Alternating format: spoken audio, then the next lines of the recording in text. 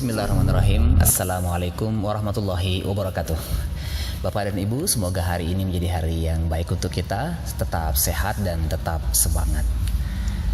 Hari ini di sesi kesempatan kali ini kita akan sama-sama membahas, kita akan berbagi tentang mengatasi kebosanan di dalam proses pendampingan belajar anak-anak kita di masa pandemi ini. Bosan seringkali kita dengar, bosan seringkali kita rasakan, bosan seringkali mungkin menghampiri kita, di mana kemudian rasanya penat gitu ya, hilang ide dan gagasan, kemudian merasa sulit, merasa aktivitasnya monoton, itu saja yang diulangi, dan ini jelas menghadirkan suasana kejenuhan yang kemudian juga kita seringkali juduli seperti tadi dengan menyebutnya sebagai kebosanan. Bapak dan Ibu, rawan wajar maksud saya hal itu rentan terjadi pada situasi pandemi ini, di mana kemudian banyak stresor, banyak hal-hal yang menekan kita dan berpengaruh terhadap buruknya kualitas pendampingan kita, pendampingan pengasuhan kita dalam menemani anak-anak belajar di rumah. Namun hal itu tidak kemudian akan terjadi begitu saja tanpa ada solusi, karena hari ini kita berbicara, hari ini kita berbagi bagaimana kemudian meminimalisir atau meniadakan atau mengurangi rasa bosan ini pada proses pendampingan pengasuhan kita. Ada satu hal yang ingin saya awali di sini untuk mengatasi kebosanan ini yang kemudian disebut dengan monitor dan kontrol, atau monitor atau mengkontrol perilaku anak.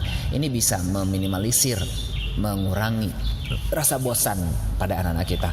Bagaimana hal itu diterjemahkan? Yang pertama adalah kita mengatur aktivitas anak-anak secara teratur dan terstruktur.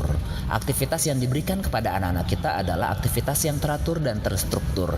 Hal ini, keteraturan ini dan keterstrukturan kegiatan ini akan kita monitor dan akan kita kontrol agar senantiasa mencapai tujuan yang ingin kita bentuk. Kemudian dalam proses pendampingan pengasuhan kita untuk mendampingi anak-anak kita belajar selama di rumah, ini disarankan untuk orang tua terlibat langsung. Jadi orang tua berinteraksi secara langsung untuk memimpin aktivitas tersebut, sehingga keterlibatan orang tua dalam aktivitas bersama dengan anak-anak diharapkan mampu mencegah terjadinya kebosanan dini atau menunda kebosanan, atau kemudian meningkatkan atensi, perhatian, dan motivasi anak-anak untuk berkegiatan. Kita ilustrasikan seperti ini Bapak dan Ibu. Anak-anak selama di sekolah ada yang 5 jam, 6 jam, bahkan sekitar itu ya, bersama dengan guru-gurunya dalam aktivitas yang terstruktur. Dan ketika kemudian aktivitasnya ini terstruktur, terukur, teratur, maka anak-anak bisa nyaman berada di sekolah meski dalam waktu jam yang cukup lama dengan jenis kegiatan proses pembelajaran yang mungkin di beberapa tempat monoton. Namun dengan keteraturan dan keterstrukturannya bisa mencegah terjadinya kebosanan. Selain itu, keterlibatan langsung guru-guru berada dalam kelas, dan itulah yang akan kita duplikasi hari ini untuk orang tua terlibat langsung di dalam kegiatan anak-anak. Kemudian yang ketiga, Bapak dan Ibu, kita memfasilitasi anak-anak dengan aturan dan petunjuk yang memudahkan untuk mengikuti seluruh proses belajar atau proses pendampingan yang kita berikan. Dan tentunya bersamaan dengan aturan dan petunjuk yang memudahkan ini, anak-anak juga tidak kehilangan makna tentang kegiatan yang dia lakukan, ya. Nanti kita akan bahas di ulasan berikutnya tentang hal ini. Kemudian Bapak dan Ibu, selain 3 poin di atas, yang keempat menjadi catatan kita adalah penjelasan yang logis, ya, dan bisa dimaknai secara jelas oleh anak-anak, ya, dari setiap instruksi yang kita berikan. Jadi dalam tiap instruksi atau arahan-arahan yang kita berikan kepada anak-anak, hendaknya anak-anak memaknainya sebagai sesuatu yang bisa dicerna oleh akal pikirannya. Tidak kemudian satu arah instruksinya satu arah, hanya orang tua yang mengarahkan dan anak-anak tidak memahami kenapa dia harus melakukan hal itu. Sehingga dengan ada alasan apa manfaatnya bagiku gitu, kalau kemudian populer kita dengar ambak, apa manfaatnya bagiku gitu. Ini akan mempertahankan atensi anak-anak dengan satu aktivitas tertentu. Mempertahankan atensi atau perhatian anak-anak ini bisa meningkatkan motivasinya dan mengurangi kebosanan anak-anak. Bapak Ibu, Masa konsentrasi anak dengan satu aktivitas itu ya tergantung pada usianya, biasanya mengikuti rentan usia. Anak-anak 7 tahun akan berkonsentrasi 7 tahun, orang dewasa juga yang usianya 20 tahunan ke atas itu berkonsentrasi dengan satu aktivitas yang monoton ya, satu aktivitas yang disampaikan dengan cara monoton kurang lebih hanya 20 menit saja. Nah, untuk kemudian mencegah terjadinya kebosanan ini, kita bisa melakukan langkah-langkah yang seperti yang saya uraikan dari awal tadi sampai sekarang ini, untuk kemudian anak-anak menemukan makna, anak-anak menemukan arti dari aktivitasnya. Kemudian selanjutnya Bapak dan Ibu, untuk mencegah terjadinya kebosanan ini kita perlu untuk menuntun anak-anak, mengarahkan aktivitas anak-anak sesuai dengan level perkembangan usianya atau sesuai juga dengan kemampuan fisik dan psikologisnya. Tidak kita membebani tugas tertentu kepada anak ya, yang kemudian dia tidak mampu melakukannya secara fisik ataupun kemudian jangkauan psikologisnya tidak mampu dia lakukan. Maka jika hal ini kemudian bisa balance antara tugas yang kita berikan selaras dengan perkembangan psikologis dan usia serta perkembangan fisiknya, maka itu juga bisa mencegah terjadinya kebosanan atau mengurangi kebosanan. Bapak dan Ibu, ada tips lain yang juga tersedia untuk kita, untuk kemudian kita bisa mencoba mengurangi, meminimalisir kebosanan ini pada perilaku belajar anak-anak kita, dan juga kemudian mencegah kebosanan pada diri kita yang mengasuh, mencegah kebosanan pada diri kita yang memfasilitasi pendidikan anak-anak kita di rumah. Apa itu Bapak dan Ibu?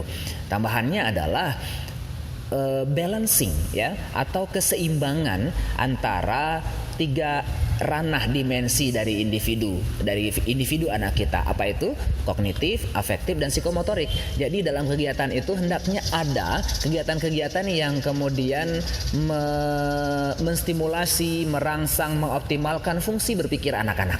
Kemudian setelah kita cukupkan aspek-aspek aktivitas anak untuk ranah kognitif atau ranah berpikirnya, maka kemudian perlu berimbang juga dengan afektifnya agar anak-anak merasa senang, nyaman, memaknai, mensyukuri, kemudian merefleksikan, merenungi, dan menerima aktivitas itu dengan nyaman, dengan emosi yang baik, dengan emosi yang positif, dengan penuh kebahagiaan. Hal ini menjadi suplai energi buat proses berpikir yang tadinya anak-anak kita sudah lakukan. Kemudian yang terakhir, yang aspek ketiga adalah psikomotorik. Jadi setelah anak berpikir, setelah anak merasa, setelah anak berbahagia dengan aktivitasnya, dia juga mendapatkan aktivitas secara fisik motorik dari kegiatan yang kita berikan. Kegiatan fisik motorik ini bisa beragam cara Bapak dan Ibu ya. Jadi tidak harus kemudian selalu berbasis paper and pencil, tidak selalu kemudian berbasis kertas dan ballpoint untuk kemudian kita katakan anak-anak kita belajar. Tapi ketika kemudian dia bergerak, dia berpindah, dia menempel, dia berpindah dari satu tempat ke tempat yang lain misalnya ya, dia melempar, menangkap, kemudian berjalan, berlari gitu, itu adalah proses yang juga hendaknya kita wadahi, hendaknya kita fasilitasi. Karena kalau hanya proses berpikir saja yang kita sasar, kemudian tanpa memberikan ruang gerak buat anak-anak kita, ada ketersediaan ruang yang cukup luas untuk kemudian mereka mengekspresikan ekspresi geraknya, ini juga akan rawan menghadirkan kebosanan. Untuk itu menyeimbangkan antara gerak pikir, menyeimbangkan antara pikiran, kemudian perasaan, dan juga psikomotorik atau perilaku anak-anak bisa diharapkan meminimalisir kebosanan. Kemudian Bapak Ibu, yang penting juga yang selanjutnya di sini adalah tersedianya ragam alat. Tidak hanya kertas dan pensil, meja atau tempat duduk saja untuk anak-anak kita dalam proses belajarnya, tapi kemudian tersedia ragam alat yang lain yang juga kemudian bisa diakses oleh anak-anak kita secara leluasa. Ini juga untuk mencegah terjadinya kebosanan anak-anak kita. Bapak dan Ibu, coba kita bayangkan, misalnya para pekerja buruh pabrik ya yang kemudian melakukan, misal sebut saja membungkus, menempel merek pada permen gitu ya. Yang dia lakukan hanya itu saja, menempel stiker merek tertentu kepada permen misalnya. Begitu seterus diulang lagi, tempel merek, selesai ini tempel lagi, selesai itu tempel lagi.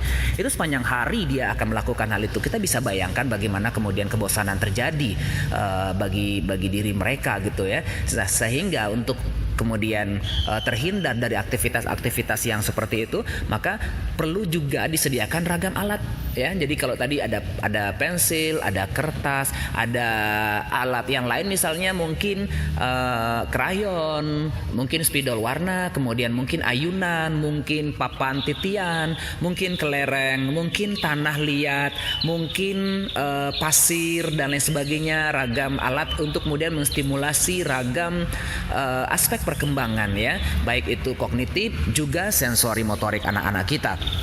Ya, kemudian yang terakhir Bapak dan Ibu, tersedia juga ragam kegiatan. Jadi tidak hanya sekedar anak-anak diminta untuk selesaikan ini, hafalkan ini, tulis ini, baca ini. Tidak hanya sekedar itu, tapi juga kemudian tersedia beragam kegiatan yang memenuhi tadi kognitifnya, memenuhi kebutuhan afektifnya, emosinya, dan juga memenuhi kebutuhan psikomotoriknya. Bisa dengan bermain, bisa dengan berdiskusi, bisa dengan berbincang-bincang, bisa dengan kegiatan-kegiatan permainan tradisional sederhana lainnya ya, yang kemudian dilakukan berbasis gerakan fisik Bapak dan Ibu.